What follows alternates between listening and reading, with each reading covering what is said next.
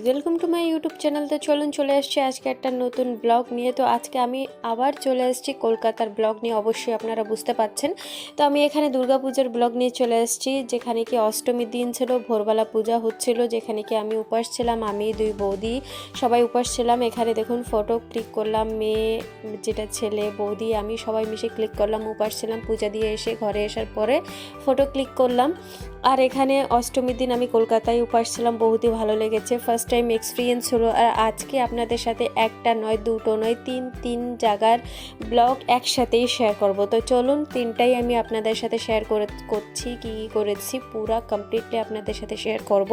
আর আগেও আমার এরকম সুন্দর সুন্দর ভিডিও আসে, বন্ধুরা জলদি সাবস্ক্রাইব করে নাও আমার চ্যানেলটা। তো চলুন, সকালের ব্লগ অলরেডি আপনাদের সাথে শেয়ার করলাম, এবার রাতেরটা। তো এটা যে ছিল, আমরা গেছিলাম দাদাদের বাড়ি আছে কলকাতা বগুলা ডিস্ট্রিক্ট। তো বগুলাতে যেই আমরা গেছিলাম, এখানে যে গ্রামটা আছে, গ্রামের পূজা। তো চলুন, এটা আছে সবথেকে বড় প্যান্ডেল গ্রামের। তো এটা আছে ফার্স্ট প্যান্ডেল। তো ফার্স্ট প্যান্ডেল আমরা এখানে প্রথম দিন তো আমরা গেছিলাম কল্যাণী, তারপরের দিন গেছিলাম আমরা আর এক জায়গা, এটা ছিল থার্ড দিন।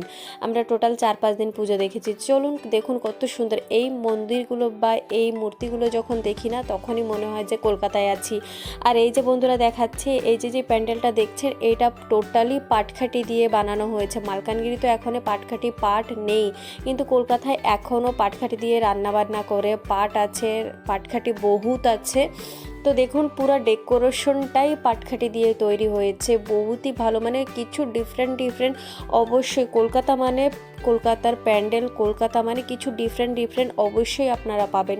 সেম তো কিছুই থাকবে না, অবশ্যই আগেও যেগুলো প্যান্ডেল আপনাদের সাথে শেয়ার করেছি ওখানেও আপনারা দেখতে পেয়েছেন কি সেম প্যান্ডেল বা সেম ডিজাইনের ভগবানও তৈরি নয়। তো চলুন রাতে, আর এরকম ভগবান মানে এরকম পূজা হয় এক গ্রামে, না হলো 10-12 জায়গা পূজা হয়, এরকম পূজা হয়। আর তো ডিস্ট্রিক্টে তো এরকম আনগিনাত হবে, মানে গুনতে পারবো না, এত হবে। তো এখানে দেখুন কত সুন্দর, এখানে একজন পিয়ানো বাজাচ্ছিল এখানে, আর মস্ত ডেকোরেশন করেছে পুরো পাট অ্যান্ড পাটখাটি দিয়ে। দেখুন বাইরেও তৈরি হয়েছে, এই যে বাইরে যে ডিজাইনিং দেখছেন, বাইরে যে দেখছেন টোটালটাই পাটখাটি দিয়ে তৈরি। এখানে আমরা ভিতরে গেছি, ভিতরে যে দেখুন পুরো ডেকোরেশনটাই আপনাদের সাথে শেয়ার করছি। এটা যে দেখছেন গাছ বানানো হয়েছে, গাছের সাথে যেগুলো আছে এগুলো আছে পাট, এগুলো পাট দিয়ে তৈরি হয়েছে। তো এখানে আমরা বহুত জায়গায় 8টা-10টা প্যান্ডেল ঘুরেছি হেঁটে। কিছু জায়গা ছেড়েই আছে। আমি বৌদি আর মুনু তিনজনেই ঘুরেছি। এটা ছিল সেকেন্ড ব্লগ। অ্যান্ড থার্ড যে তার পরের দিন রাতে গেছিলাম, ওটা দাদা নিয়ে গেছিলো, সঞ্জয়দা নিয়ে গেছিলো। তো আমরা দাদা, আমি আর মনু তিনজনে গেছিলাম। তো চলুন এটা দেখুন, গলিতে পুরা রাস্তা লাইটিং এত সুন্দর লাগে, আমি হয়তো জীবনেই কোনোদিন ভুলতে পারবো না কলকাতার পূজা। তা এই প্যান্ডেলটা দেখুন, এই প্যান্ডেলটা এরকম তৈরি হয়েছে যে আপনার একটা পুকুর আছে, বড় পুকুরের মাঝখানে। এইগুলো দেখুন সাইডে আমাদের কাছে তখন প্যান্ডেল দেখে এরকম লাগছিল যে এইসব ছোট প্যান্ডেল, বড় প্যান্ডেলে যাই, এরকম লাগছিল দেখে এত প্যান্ডেল দেখেছি আর এত মূর্তি দেখেছি, এত ভালো লেগেছে। চলুন আপনাদের সাথে শেয়ার করছি, এই যে প্যান্ডেলটা আপনাদের সাথে শেয়ার করব। এগুলো আছে আপনার, এই দেখুন এক রাস্তায় কিছু জায়গায় ছেড়ে আপনাদেরকে অবশ্যই শেয়ার করলাম, কিছু জায়গায় ছেড়েই প্যান্ডেল আছে। তো নদীর সে পুকুর পাড়ের ওখানে প্যান্ডেল ভিতরে যে ঘুরে ফিরে আমরা আসলাম।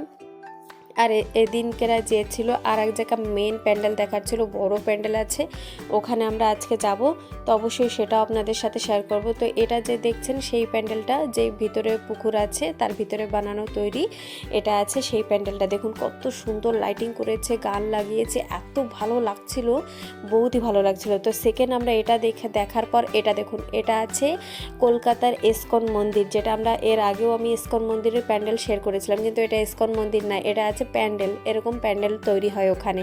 এই 3টা ব্লগ কেমন লেগেছে অবশ্যই লাইক করে জানাবেন। Thank you so much, subscribe my YouTube channel.